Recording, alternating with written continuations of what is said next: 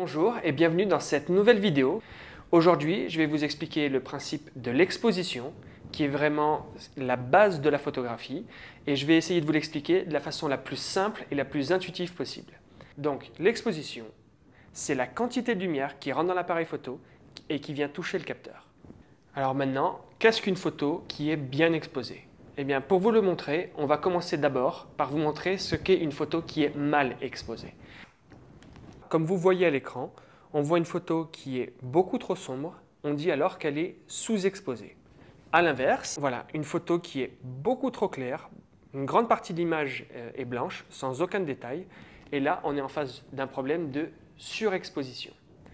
Alors je vais quand même vous montrer ce que c'est une photo bien exposée, histoire de vous prouver que je ne suis pas un gros nul.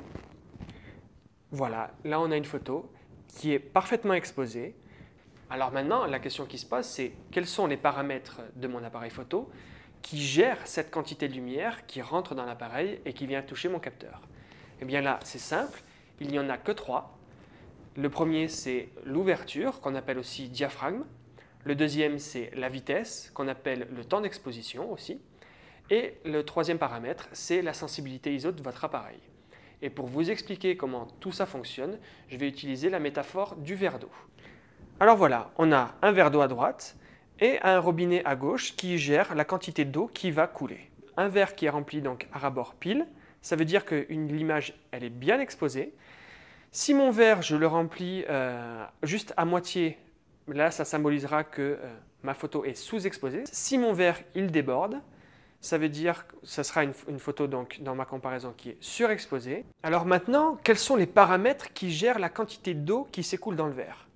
Bien, c'est simple, le premier paramètre, c'est l'ouverture du robinet qui va réguler le débit. Le second, donc, c'est le temps que je vais laisser ouvert le robinet. Vous connaissez maintenant donc les deux paramètres principaux qui gèrent l'exposition, à savoir le diaphragme et la vitesse. Alors maintenant, la question qui se pose, c'est comment je règle ces deux paramètres? Eh bien ça, on va le voir dans une prochaine vidéo, parce que je ne veux pas aller trop loin, je ne veux pas vous encombrer la tête de notions trop techniques trop vite.